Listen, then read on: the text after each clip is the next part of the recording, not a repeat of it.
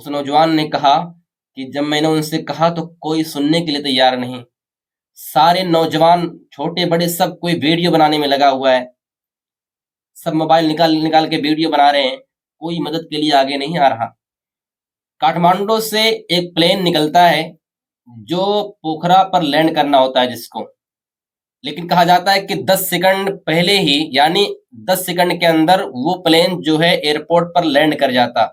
लेकिन उससे पहले ही उसके साथ एक घटना होती है और वो प्लेन क्रैश कर जाता है और उसके अंदर 72 यात्री मौजूद होते हैं, जिसमें से तकरीबन जो है 71 या 70 यात्री जो है मर जाते हैं, उनकी डेथ हो जाती है। लेकिन उसके बाद जो कहानी और जो बात हमारे सामने आई है उससे हमको बड़ी तकलीफ हुई। कहानी यह है कि जब वो प्लेन क्रैश हुआ तो एक बंदा दौड़ते हुए उसके पास जाता है और उसके एक दो साथी भी रहते हैं। वो बंदा जाता है कि ताकि लोगों को बचाया जाए, और जाहिर सी बात है कि एक प्लेन जब क्रैश हुआ तो लोग पहले देखे तो डर गए कि हुआ क्या है। अब दौड़ते हुए भागे कि कैसे बचाया जाए, कैसे निकाला जाए, लेकिन वो जगह ऐसी थी कि जहां पर लोगों को बचाना काफी मुश्किल था। कोई जो है ऐसी जो खाली जगह नहीं थी, बल्कि एक ऐसी खाई थी जो बहुत गहरी खाई थी। किसी तरीके से वो नौजवान, उस नौजवान की बातें जब मैंने सुनी ना तो मुझे बहुत तकलीफ हुई कि क्या इंसानियत खत्म हो चुकी है? क्या जो है हमारे समाज और हमारी सोसाइटी के अंदर रहने वाले लोगों के दिलों से दूसरे के प्रति जो प्यार होना चाहिए वो खत्म हो चुका? क्या हम इंसान नहीं हैं? क्या हमें एक दूसरे इंसान की मदद और उसका हेल्प नहीं करना चाहिए? या फिर इंसान ये सोचता है कि दुनिया में मुझे किसी से कोई हेल्प की जरूरत नहीं, मैं अकेला अपने काम के लिए काफी हूं?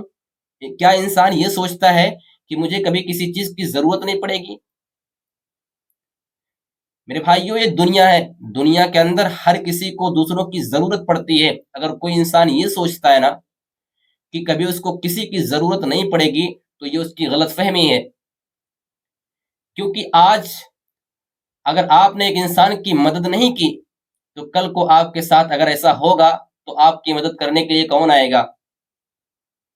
आज दूसरे के साथ एक घटना होती है, आप दूसरे इंसान को मजबूर और परेशान देखते हैं, तकलीफ में देखते हैं और आप अपना रास्ता चेंज कर देते हैं।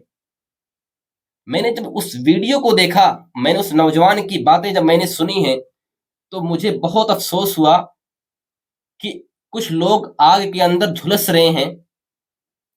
आग भड़की हुई है, उसमें जल रहे हैं, उनकी शरीरें जल रही हैं और लोग जो है खड़े होकर वीडियो बना रहे हैं।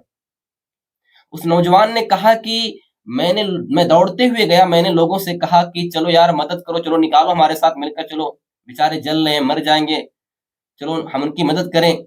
उस नौजवान ने कहा कि जब मैंने उनसे कहा तो कोई सुनने के लिए तैयार नहीं। सारे नौजवान छोटे बड़े सब कोई वीडियो बनाने में लगा हुआ है। सब मोबाइल निकाल निकाल के वीडियो बना रहे हैं। कोई मदद के लिए आगे नहीं आ रहा।